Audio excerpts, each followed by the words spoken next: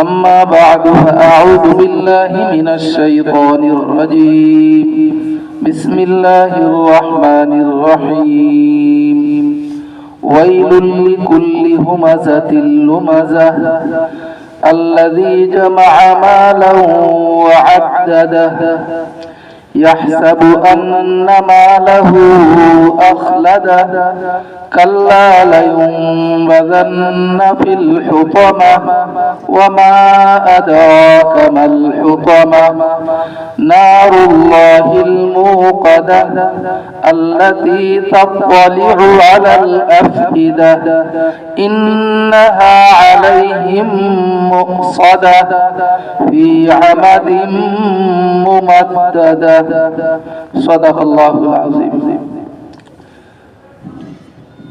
আসসালামু আলাইকুম।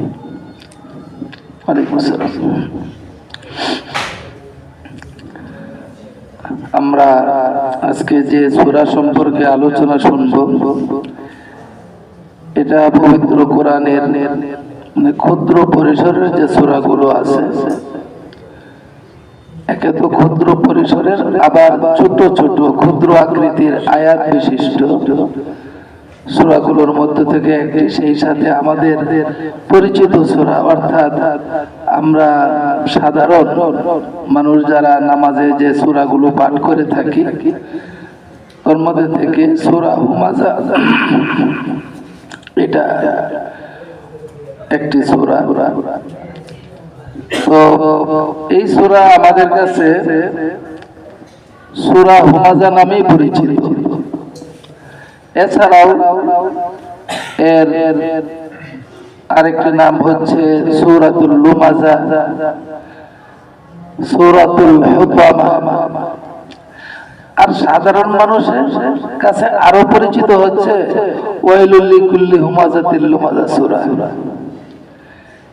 এই নামও কিন্তু আছে, যে ওয়াইলুল লিকুল্লি হুমাযাতিল লুমাযা সূরা, এই নামও কিন্তু আছে। এবং প্রত্যেকটা নামকরণের কারণও আছে। এখানে আপনার হুমাযা শব্দ আছে, লুমাযা শব্দ আছে, হুতামা শব্দ আছে এবং প্রত্যেকটারই ভিন্ন ভিন্ন অর্থ আছে। আমরা পর্যায়ক্রমে জানবো। হুতামা অর্থ আমরা জানবো, হুমাযা লুমাযা এটার অর্থ জানবো। তো এই সূরার আয়াত সংখ্যা এখানে আমরা দেখতে পাচ্ছি 9টি। আর এই সূরা মক্কায় অবতীর্ণ, লেখা আছে সূরাতুল হুমাযাতি মাক্কিয়া, মক্কায় অবতীর্ণ। প্রায় সকল মুফাসসিরিনে কেরামের অভিমত যে মক্কায় অবতীর্ণ হয়েছে। কোরআনের ধারাবাহিকতা, যে কোরআন আমাদের সামনে আছে, কোরআনের যে সূরার বিন্যাসের ধারাবাহিকতা, সেই ধারাবাহিকতা অনুযায়ী এই সূরার অবস্থান হচ্ছে 104 নম্বরে। আর নুজুল অবতীর্ণ যে হয়েছে সেই ধারাবাহিকতায় এই সূরার ক্রমধারা হচ্ছে 32। সূরা কিয়ামার পর 29 পারার একটি সূরা, শেষের দিকের পরে সূরা মুরসালাতের আগে, এটা হচ্ছে 29 পারার সর্বশেষ সূরা। এই দুই সূরার মাঝে সূরা আপনার হুমাযা অবতীর্ণ হয়। পূর্ববর্তী যে সূরা সূরাতুল আসর, যারা আমরা গত ইয়াতে আমরা ছিলাম এই সূরার আলোচনার সময়, আমরা দেখেছি যে ওই সূরার মধ্যে মূল আলোচ্য বিষয় ছিল, প্রথমেই ছিল যে সকল মানুষ ক্ষতিগ্রস্ত, সকল মানুষ ক্ষতিগ্রস্ত। তবে এর মধ্যে থেকে যারা কিছু বিশেষ গুণের অধিকারী হবে,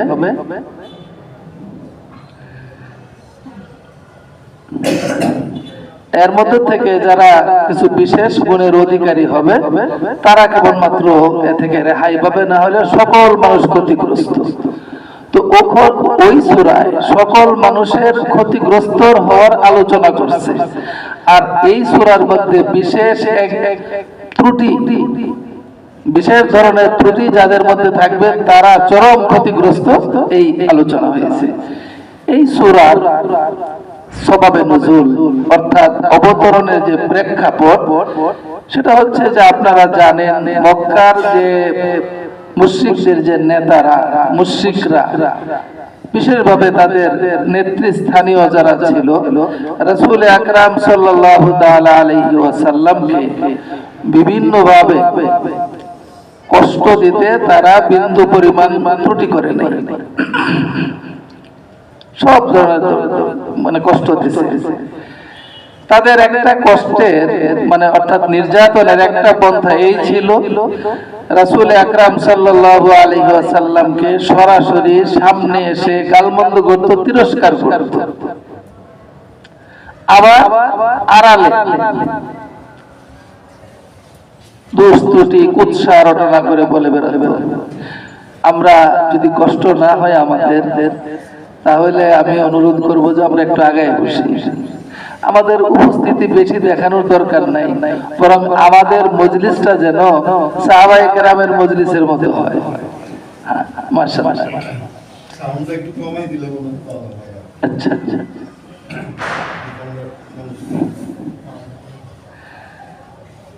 এমনি তো মাইকেরই প্রয়োজন নেই, অন্য জায়গায় যেহেতু শুনে এই জন্য আর কি মাইক ব্যবহার করা হয়। যাক, মাশাআল্লাহ। এটা সব সময় সাউন্ড একটা পর্যায়ে রাখা উচিত, বেশি দরকার নেই। তো নামাজের সময়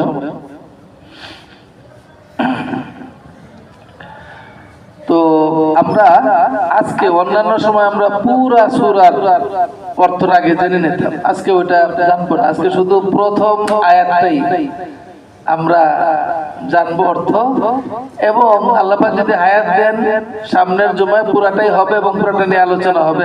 আজকে আমাদের আলোচনা এই প্রথম আয়াতের মধ্যে সীমাবদ্ধ থাকবে ইনশাআল্লাহ। এই সূরায় আচ্ছা বলছিলাম যেটা সবাবে নুজুল বা অবতরণ প্রেক্ষাপট, তো কুৎসা রটনা করে বেড়াতে আল্লাহ রাব্বুল আলামিন সেই নিন্দা মানে তিরস্কারকারী এবং পরনিন্দাকারী গোপনে কুৎসা রটনাকারীদের শাস্তি সম্পর্কে এখানে এই সূরার শুরুতেই আলোচনা করছে। ওয়াইলুল লিকুল্লি হুমাযাতিল লুমাযা। ওয়াইলুন অর্থ হচ্ছে আপনার ধ্বংস, চরম শাস্তি, বিপদ, বিভিন্ন ধরনের অর্থে এই শব্দটা ব্যবহার হয়ে থাকে। এখানে উদ্দেশ্য হচ্ছে ধ্বংস। ওয়াইলুন এখানে যে তানবিন আছে ওয়াইলুনের মধ্যে, এটা দ্বারা আরো আপনার ওয়াইলুন অর্থাৎ ধ্বংসের মানে এর তীব্রতাটা আরো বেশি বোঝানোর জন্য। চরম ধ্বংস, চরম ক্ষতি কাদের জন্য? লিকুল্লি প্রত্যেক, হুমাযা এখানে হুমাযা লুমাযা সম্পর্কে মুফাসসিরিনে কেরামের বিভিন্ন মত রয়েছে, তবে অধিকাংশের যে মত হুমাযা হচ্ছে যে পরোক্ষে গোপনে দোষ বলে বেড়ায়, অর্থাৎ গীবত করে, অন্যের দোষ চর্চা করে। আর লুমাযা হচ্ছে যে সরাসরি সামনে দোষ তো বলে, তিরস্কার করে সামনাসামনি বলে। উভয় শ্রেণীর কথাই এখানে আলোচনা করা হয়েছে যে তাদের শাস্তি বর্ণনা করতে গিয়ে এই সূরা অবতীর্ণ হয়, সূরা হুমাযা।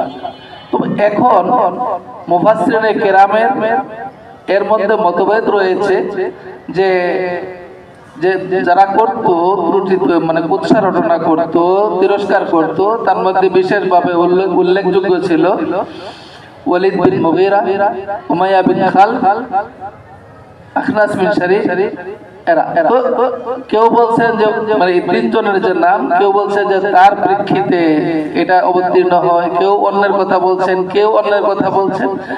বাকি হলো তাদের প্রেক্ষিতেই তাদের এই ধরনের কর্মকাণ্ডে শাস্তি বর্ণনা করতে গিয়ে আল্লাহ রাব্বুল আলামিন এই সূরা নাযিল করেন। এই সূরায় মূলত তিন ধরনের অপরাধীদের শাস্তি আলোচনা করা হয়েছে।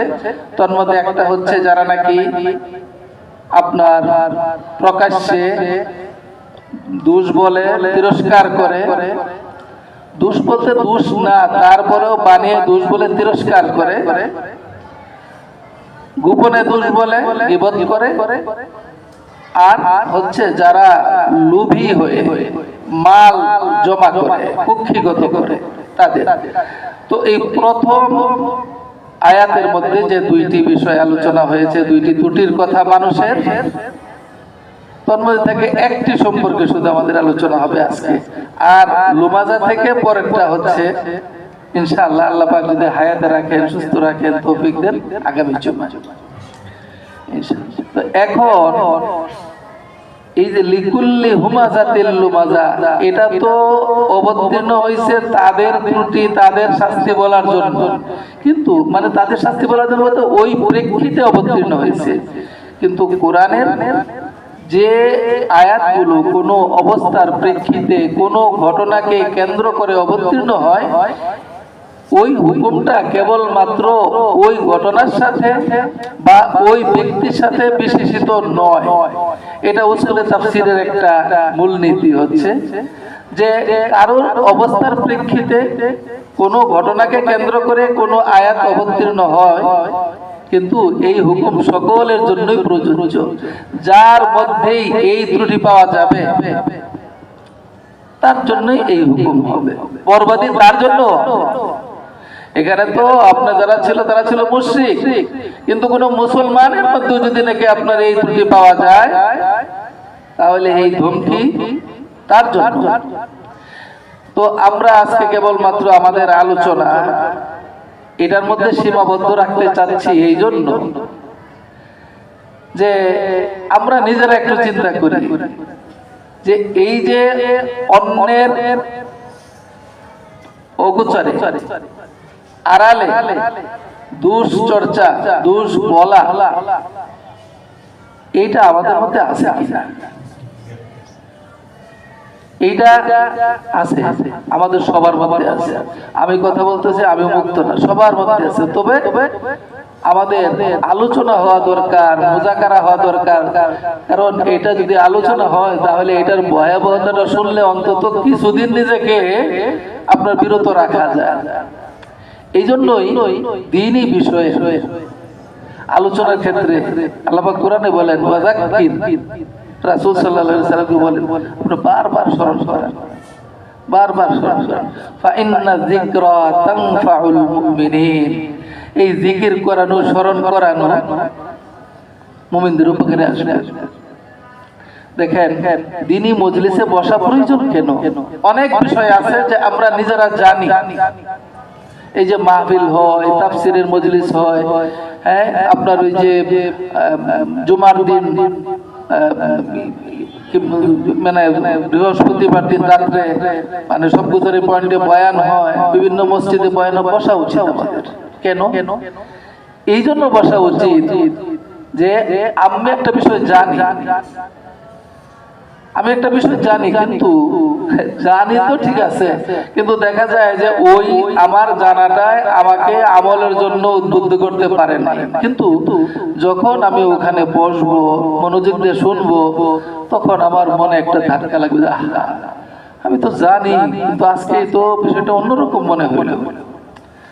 হ্যাঁ, অনেকেই যে আমরা এখানে হেকায়েতে সাহাবার তালিম হয় বাদ এশা, তো এটা অনেকের এই ঘটনা মুখস্থ আছে, কিন্তু ওই মজলিসের কারণে দেখা যাবে যে আমরা ওই ঘটনায় শুনবো, আমাদের কাছে একটু ভিন্ন রকম লাগবে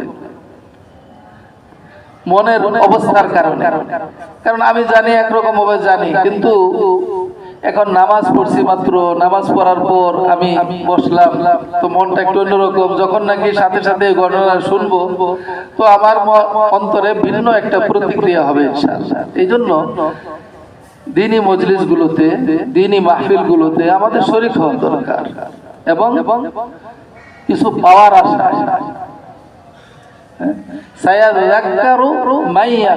উপদেশ তো তারাই গ্রহণ করতে পারবে যারা আল্লাহকে ভয় করে, মানে আল্লাহর ভয় অন্তরে নিয়ে ওখানে শরীক হওয়া,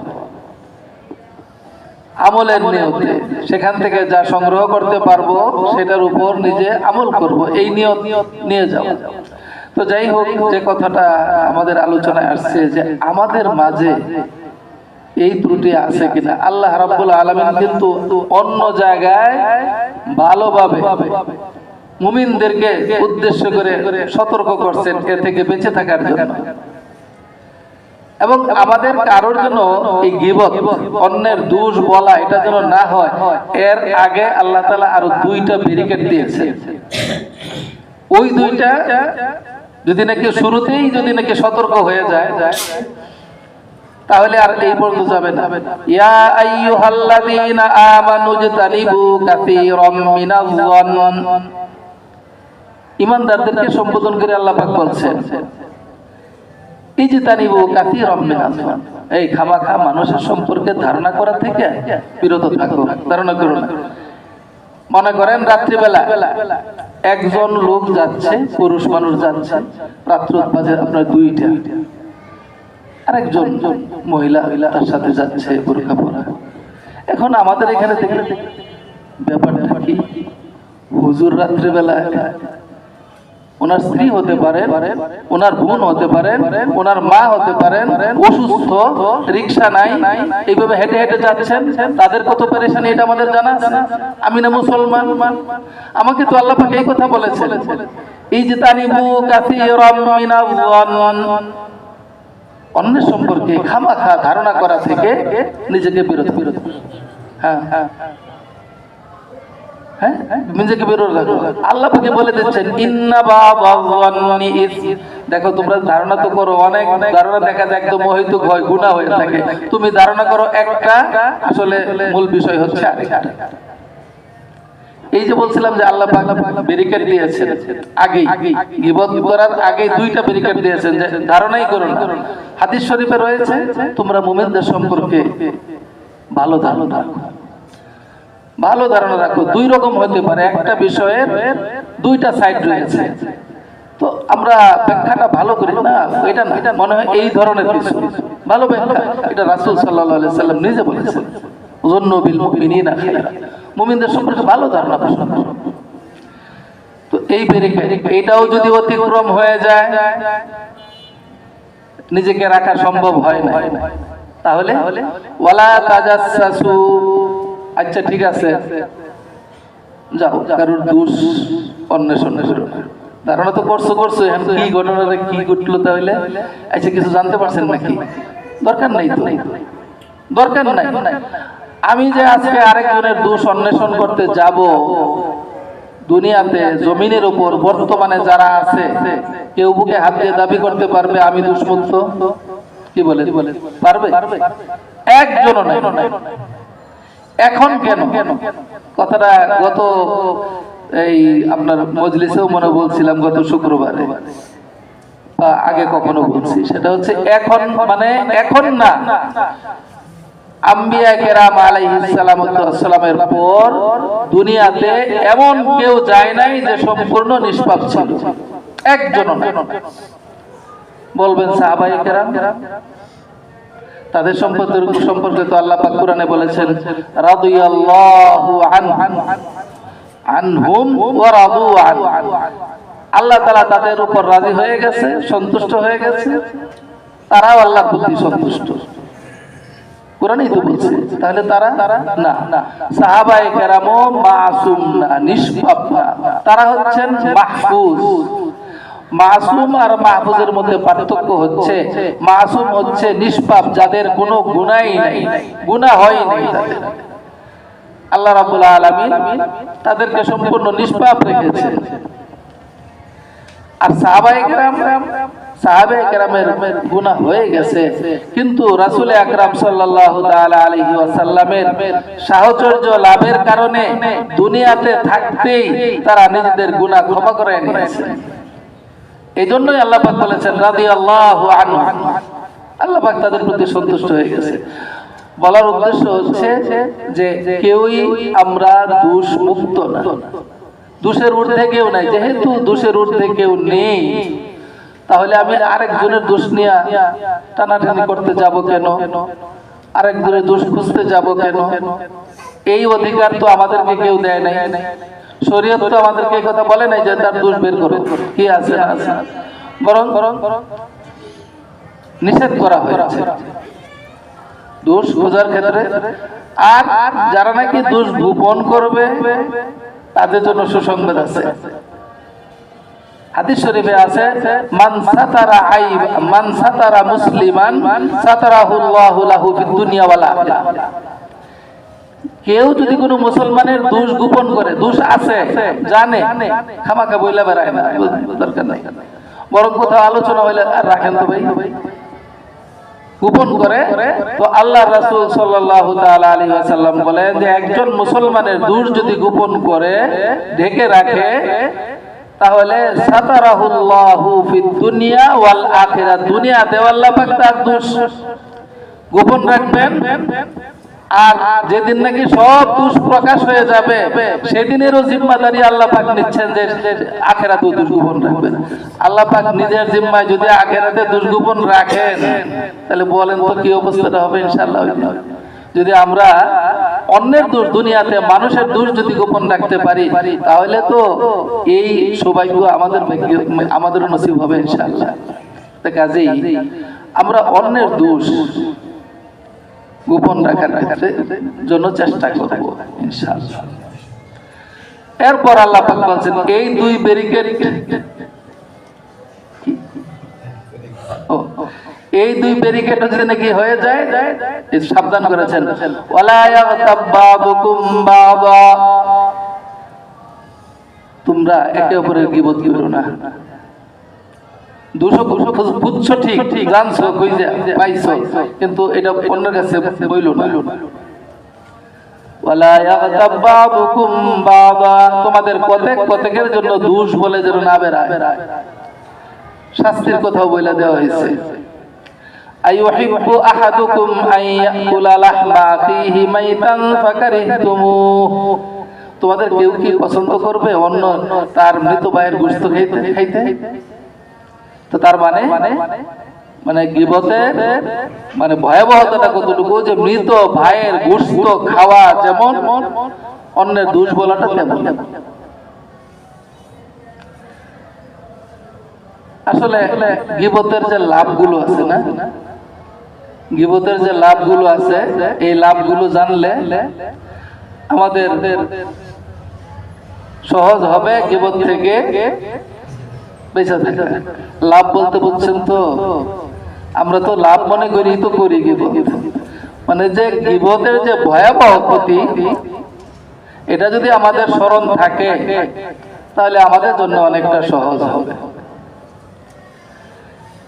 এক নম্বর, গীবতের যে ক্ষতি হইল, দোয়া কবুল হবে না।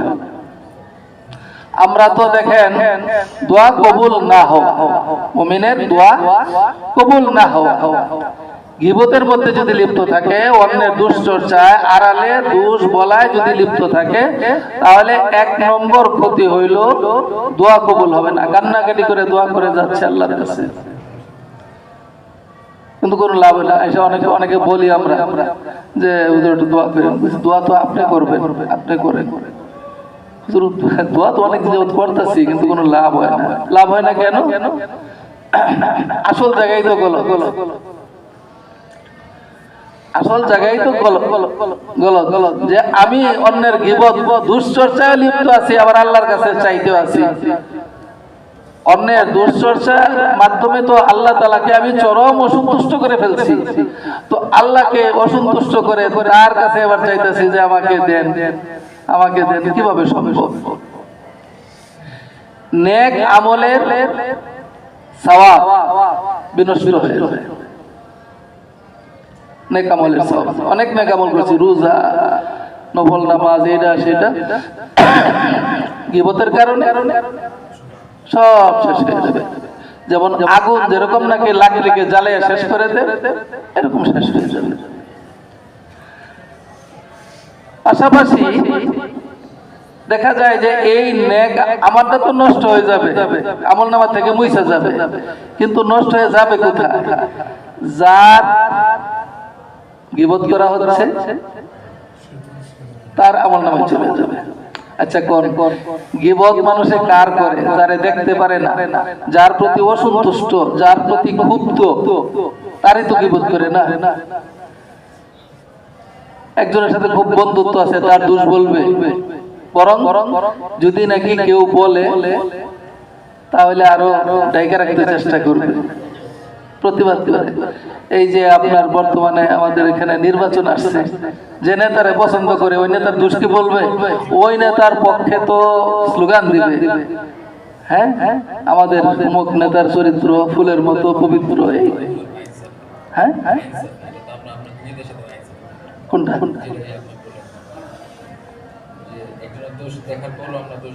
না না না না সেটাই তো বলতেছি যে আমরা বন্ধুর বা যাকে পছন্দ করে তার তো আপনার দুষ্ট কেউ বলে না, যাকে অপছন্দ করে, যার সাথে কোনো, যার প্রতি কোনো কারণে অসন্তুষ্টি আছে তারই তো দোষ বলে। তাহলে হইল কি, আমি তার দোষ বললাম, খুব ক্ষুব্ধ, খুব প্রকাশ করলাম, আর গোপনে আমার আমল নামা থেকে তার আমল নামায় আমার কষ্ট করে অর্জিত আমলের সওয়াবগুলো তার আমল নামায় চলে যাবে। তাহলে এটা কেমন কাজটা হবে? হযরত হাসান বসরি রহমতুল্লাহি আলাইহি অনেক বড় একজন আলেম, বুজুর্গ তাবি।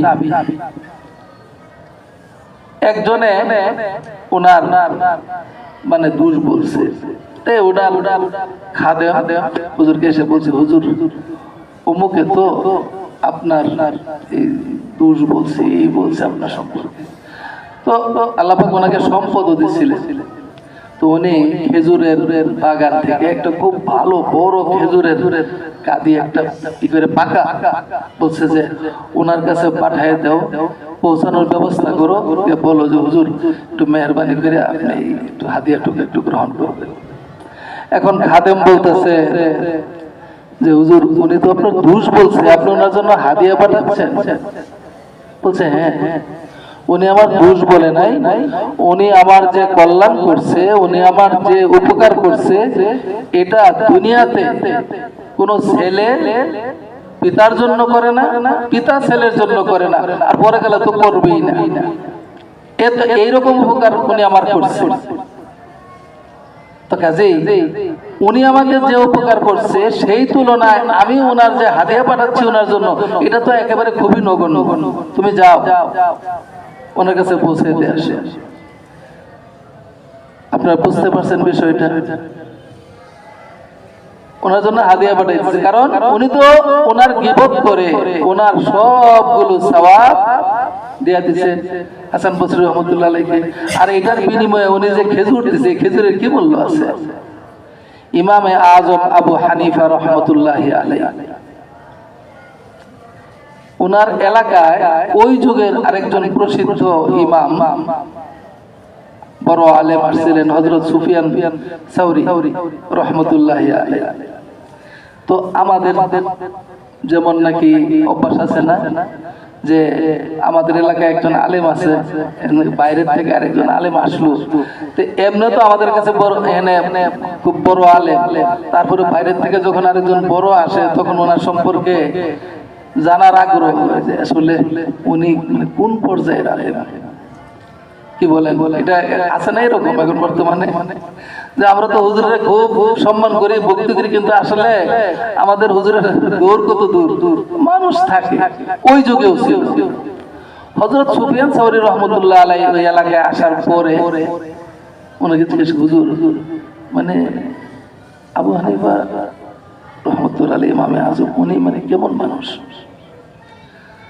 তো সুফিয়ান সাউরি রহমতুল্লাহ বলছেন যে উনি খুব কৃপণ মানুষ, এই কথা বলছে।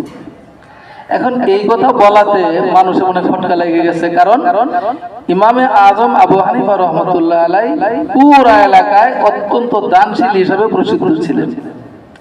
তা এখন বলতেছেন যে উনি খুব কৃপণ মানুষ। হুজুর আসলে তো আপনি মনে হয় সঠিক বলেন নাই, উনি তো খুব দানশীল। তখন উনি বললেন যে দেখো আমি কৃপণ বলছি কোন অর্থে? ইমামে আজম আবু হানিফা রহমতুল্লাহ আলাইহি এমন একজন মহান ব্যক্তি যে উনি ভুলেও কারো কোনো দোষ বলে নিজের আমল নামা থেকে বিন্দু পরিমাণ সওয়াব অন্যের আমল নামায় চলে যাবে, এটাতে উনি কখনো রাজি না। কৃপণের অর্থ আপনারা বুঝতে পারছেন? মানে টাকা পয়সা দিতে কৃপণতা না, সওয়াব দিতে কৃপণতা। নিজের আমল নামায় যে সওয়াব জমা হয়েছে ওই সওয়াব থেকে কিছু অন্যকে দেওয়ার, এই ক্ষেত্রে কৃপণতা। তো কাজেই আমাদের খেয়াল করা উচিত গীবতের দ্বারা নিজের আমল না নিজের যে সওয়াব এটা নষ্ট হয়ে যায়, চলে যায় যার গীবত করা হচ্ছে তার কাছে। 3 নম্বর, কোন নেক আমল মানে ওইগুলো তো হলো আগের হিসাব, গীবত অব্যাহত রাখলে আপনার পরবর্তীতে যখন নেক আমল আছে কবুল হবে না। 3 নম্বর, কোন নেক আমল কবুল হবে না। গীবত চালু আছে, অভ্যাস কবুল হবে না। কবরের আযাব, কবরের অত্যন্ত কঠিন আযাব হবে। হাসরের ময়দানে ওই মৃত ভাইয়ের যে গোশত খাওয়ার বিষয়টা আছে না, ওখান থেকে বলা হবে যে এখানে গোশত খাও, সরে আসতে চাইবে কিন্তু কোনো উপায় নাই। তো ওই দিন তো নিজের কোনো তো ইচ্ছা বা জিদ এটা তো আর চলবে না। আর হাসরের ময়দানে অত্যন্ত কঠিন হিসাবের সম্মুখীন হইতে হবে। মুমিনদের হিসাব যেখানে হবে সহজ হিসাব, তো কিন্তু যারা গীবতে লিপ্ত থাকবে তাদের কঠিন হিসাবের মুখোমুখি হইতে হবে। এই তো হইল আপনার পরকালে। এছাড়া দুনিয়াতে হইলো গীবতকারী যে নাকি অন্যের দোষ বলবে, সে মানুষের আস্থা হারাবে, কেউ তার প্রতি আস্থা রাখবে না। এমনি আপনি হয়তো বা অন্যের আপনার দোষ বলতেছেন কারোর সামনে, একজন ভদ্রলোক যদি হয় আপনার কথাটা শুনতেছে ঠিক, সাথে সাথে ভাবতেছে এই লোক সুবিধার মানুষ না, আরেকজন দোষ বলবে কেন? হ্যাঁ, হারাবে। আরেকটা হলো পরস্পরের বিদ্বেষ বিভেদ সৃষ্টি হবে। কারণ এই কথা তো কিন্তু গোপন থাকে না, 1-2 কান করে ওই লোকের কাছে চলে আসে, তখন মনে করেন যে তার প্রতি তার কেমন ধারণা হবে। অথচ প্রয়োজন ছিল মুমিন হিসাবে তার কল্যাণকামিতা, তার হিতাকাঙ্ক্ষী হওয়া, তাকে গোপনে বলে দেওয়া, বা সরাসরি যদি বললে অসুবিধা হয় তাহলে অন্য কারোর মাধ্যমে তাকে সতর্ক করা, যার কাছে বললে উপকার হবে। আচ্ছা দেখেন একটা কথা, কারোর মধ্যে কোনো দোষ আছে, এটা তো তার রোগ নাকি? এটা রোগ না, মানে আত্মার রোগ, আত্মার রোগ। এখন আত্মার রোগ বেশি মারাত্মক না শারীরিক রোগ বেশি মারাত্মক? আত্মার রোগ। কারণ শারীরিক রোগের পরিণত হচ্ছে মৃত্যু। অর্থাৎ শারীরিক রোগ যদি অনেক বেশি হয়ে যায়, সেটা থেকে সুস্থ না হয় তাহলে হয়তো মারা যাবে, এই তো, এর চেয়ে বেশি কিছু না। আর মৃত্যুটা এমন একটা বিষয় যে এটা আসবে। এই যে করোনার সময় অনেকে করোনা থেকে মুক্ত হয়ে আপনার করোনা জয় করেছে, নাউযুবিল্লাহি মিন যালিক। ঈমান কোন জায়গায় গেছে আল্লাহ পাক জানে। করোনা জয় করছে মানে করোনার সাথে যুদ্ধ করে করোনার যুদ্ধে জয়ী হয়েছে। 200 পত্রিকার সংবাদ, মুসলিম দেশের পত্রিকার সংবাদ। তো মৃত্যু তো আসবেই, আজকে বেঁচে গেল তাতে কি হয়েছে? এবং যখন লেখা আছে তখনই দেখেন, ওইটা আমার বিষয় না, তারপরে বলছি যে মৃত্যুর কথা যেহেতু আসলো, পাকিস্তানের এক ঘটনা। এক লোক রাজমিস্ত্রি, হেল্প আপনার 5 তলার উপর থেকে নিচে পড়ছে। সবাই তো ভাবছে যে শেষ। এখন দেখে যে না, ওই লোক সুস্থ হচ্ছে, উঠছে। এখন কন্ট্রাক্টরের সবাই ধরছে যে মিষ্টি খাওয়াইতে হবে, তোমার এত বড় বিপদ থেকে আল্লাহ পাক বাঁচাই দিচ্ছেন। কন্ডাক্টরও বের করে দিচ্ছে টাকা, যে যাও মিষ্টি নিয়ে আসো। এখন ওই যে লোক উপর থেকে পড়ছিল সেই লোক বলে না আমি। তার মানে এর অর্থ হলো কি, সে পুরো তেমন ব্যথা পায় না। মিষ্টি আনতে গেছে, মিষ্টি নিয়ে আসছে। ওই যে জায়গা যেখানে বিল্ডিং নির্মাণ হচ্ছে এর পাশের যে রাস্তা, ওই রাস্তা অতিক্রম করার সময় গাড়ি অ্যাক্সিডেন্টে মারা গেছে। তার মানে তার হায়াত আরো কিছুক্ষণ বাকি ছিল, যখন মৃত্যু লেখা আছে তখনই হবে। তো ওইটাই বলছিলাম যে মৃত্যু তো হবেই, কিন্তু একজনের যদি নাকি আত্মার রোগ থাকে, সেই আত্মার রোগ থেকে যদি নাকি নিষ্কৃতি না পায়, এই অবস্থায় সে যদি নাকি দুনিয়া থেকে যায়, তাহলে তো সে সরাসরি জাহান্নামে যায়। তো এই জন্য দেখেন, আমরা যদি আজকে কারোর কাছ থেকে শুনি যে অমুকে অসুস্থ, অ্যাক্সিডেন্ট করছে, এখন কি দুইজনে বসে বসে আরেকজনের মানে বলতে থাকবো যে শুনছো অমুকে তো অ্যাক্সিডেন্ট করছে, বাস এটা বললাম, চুপচাপ বসে রইলাম, আর কোনো খবরই নেই। এমন হবে না, দৌড়াইব যে কি অ্যাক্সিডেন্ট করছে, কিভাবে হইলো, কোন জায়গায় তাকে হাসপাতালে নেওয়া প্রয়োজন বা কি। তো দুনিয়াবি একটা ত্রুটির কারণে, তার এই রোগ বা তার এই সমস্যা শোনার কারণে যদি নাকি আমরা এইভাবে দৌড়ে যেতে পারি, তাহলে কারোর মধ্যে যদি নাকি আপনার আত্মার রোগ থাকে, তো সেটার জন্য আমাদের কি করা প্রয়োজন? আমাদের তো আরো বেশি অস্থির হয়ে যাওয়া প্রয়োজন, চিন্তান্বিত হওয়া প্রয়োজন যে আমার এক মুসলমান ভাই, তার মাঝে এই ত্রুটি কিভাবে দূর করা যাবে। এই ত্রুটি যদি দূর না হয়, তাহলে তো সে জাহান্নামে যাবে যদি নাকি এর থেকে তওবা সে না করে। ঠিক আছে, আমাদের এটা খেয়াল করা উচিত। অথচ এটা আমাদের কাছে একেবারে এখন মানে খুব ডাল ভাত নাই যে গীবাত, এটাকে অনেকে বলেন যে গীবাত যেরকম একযোগে গরম ভাত আর ঘি যেরকম সুস্বাদু, আমাদের কাছে এই গীবাতও সেরকম। অথচ আমাদের খেয়াল করা উচিত। হযরত কাতাদা থেকে বর্ণিত, তিনি বলেন যে মান মাতা তাইবাম মিনাল গীবা, যদি কেউ গীবত থেকে, গীবতের অভ্যাস ছিল, তওবা করে মৃত্যুবরণ করে, কানা আখিরা মাইয়াদখুলুন নার, মাইয়াদখুলুল জান্নাহ, তাহলে সে জান্নাতে তো যাবে, যেহেতু তওবা করছে, আল্লাহ পাক তার তওবা যদি কবুল করেন, তো জান্নাতে যাবে, কিন্তু জান্নাতে যাবে সবার শেষে। ওমাম মাতা ওহো মুসিরুন আলাইহি কানা আউওয়ালা মাইয়াদখুলুন নার, কেউ যদি গীবতে লিপ্ত থাকা অবস্থায় দুনিয়া থেকে বিদায় নেয়, তো সে প্রথম জাহান্নামীদের অন্তর্ভুক্ত হবে। নাউযুবিল্লাহি মিন যালিক। গীবতের অভ্যাস ছিল, তওবা করছে, মৃত্যুবরণ করছে, তাহলে সে জান্নাতে যাবে, কিন্তু সবার শেষে।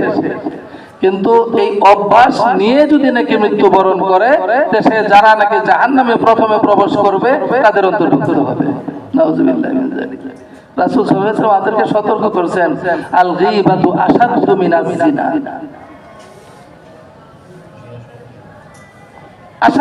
মারাত্মক ভয়াবহ। জিনা, ব্যভিচার মারাত্মক অপরাধ না? কেউ দেখতে পারে না সমাজে, সিসি করে যদি কারোটা প্রকাশ পায়, তো অথচ আমরা তাকে কত নিম্ন পর্যায়ের মনে করি। আর এই যে নাকি অন্যের দোষ বলে, তার সম্পর্কে বলা হয়েছে যে এই দোষ বলাটা ওই জিনার চেয়েও, ব্যভিচারের চেয়েও ভয়াবহ। আর দেখেন, এই অবস্থাটা এমন হয়েছে, জিনাকারী যে ব্যভিচারে লিপ্ত, সে কিন্তু পশ্চিম কালেও কোনোদিনও সে মসজিদে এই জঘন্য অন্যায় সে করবে না, আল্লাহর ঘরে করবে কি বলে। কিন্তু আমরা জিনার চেয়ে নাকি মারাত্মক ভয়াবহ সেই কাজটা আমরা আল্লাহর ঘরে বসে করি। কি বলেন, নামাজের আগে আসছি, সময় আছে, এখন দেখা যায় যে আমরা আরো ভয়াবহ বিষয় হচ্ছে, যে জায়গায় 1 রাকাত নামাজের 1 লক্ষ রাকাতের সওয়াব, সেই জায়গায় দেখা যায় এমন পবিত্র জায়গা, এমন বরকতের জায়গা, এমন ফজিলতের জায়গায়, ওখানে গিয়েও, ওখানে তো যে শাস্তির কথা রাসূল সাল্লাল্লাহু আলাইহি ওয়াসাল্লাম বলছেন, ওটা তো কল্পনাও করা যায় না। কিন্তু এই তার চেয়েও জঘন্য কাজটা ওইখানে গিয়ে আমরা করি। প্রথমে শুরু হয় কেমনে, আপনার বাড়ি কোন জায়গায়, আপনার কত টাকাতে আসছে, এত টাকা আপনাদের কাছ থেকে, আরে আমাদের কথা বললেন না, এরপরে বকাবকি শুরু হয়ে যায়, আমাদেরকে এরকম বলছে, এটি কিন্তু গীত। এই জন্য আমরা যারা হজ করতে যাই, আমাদের এই যখন নাকি এই হজের ব্যাপারে আলোচনা হয়, পাসপোর্ট দেওয়ার ব্যাপারে, ওই সময় থেকেই যদি নাকি আমরা মুখ দুটো সেলাই করতে পারি তাইলে যাওয়া উচিত। আর তা না হইলে অনেক বড় মানে মানে ঘাটতি নিয়ে কিন্তু আমরা দেশে ফিরি। কোনটা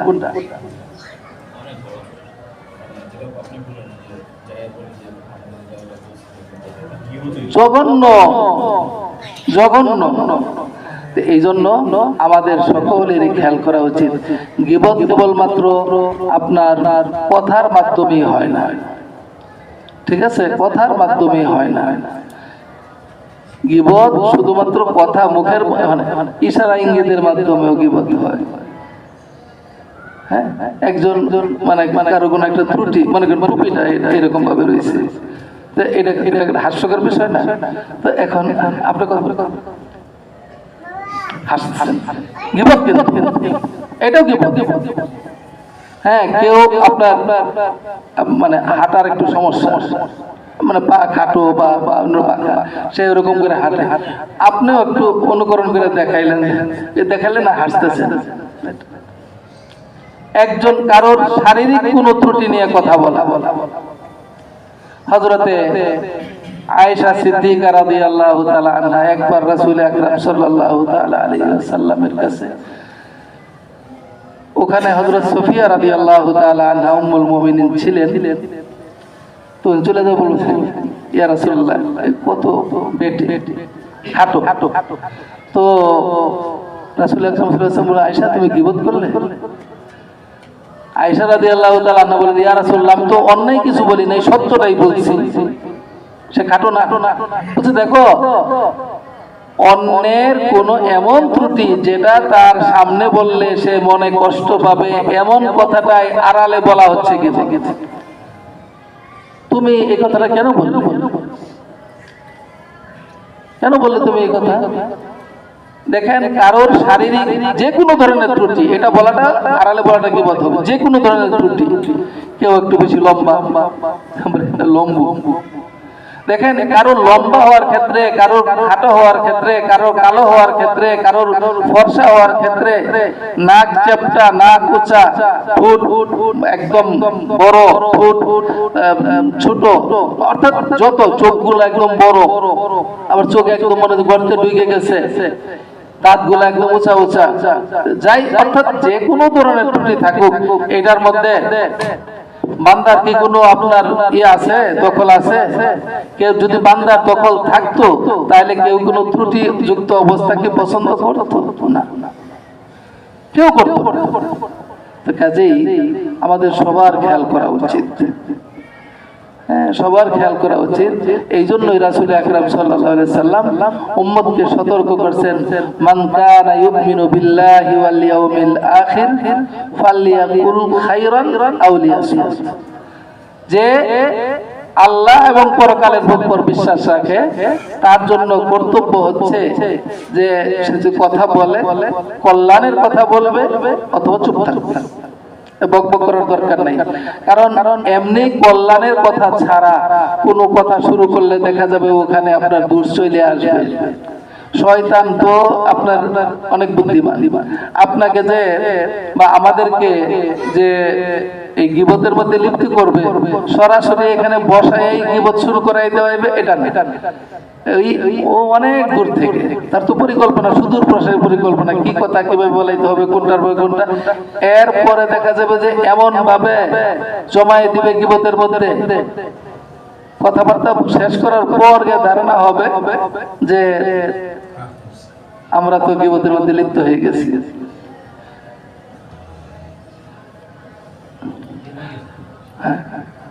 তো এই জন্য আমাদের খুব খেয়াল করা উচিত যে এইখানে যে আপনার ওয়াইলুল লিকুল্লি হুমাযাতিল লুমাযা, এইখানে যে চরম ধ্বংস, মারাত্মক ধ্বংস, মারাত্মক ক্ষতি, প্রত্যেক এই যে আপনার হুমাযা গীবতকারীর জন্য।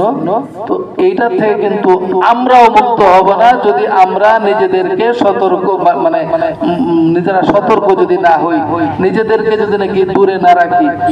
আর এইগুলো তো কেবলমাত্র শোনার জন্য না, কোরআনের আলোচনা এগুলো শোনার জন্য না, বরং যেটাই শুনবো সেটাই নিজেদের মধ্যে যেন বাস্তবায়ন করতে পারি, উপলব্ধি করা এবং নিজেদের জীবনে বাস্তবায়ন করা। এটাতে যদি নাকি আমরা ব্যর্থ হই তাহলে কোনো লাভ নাই।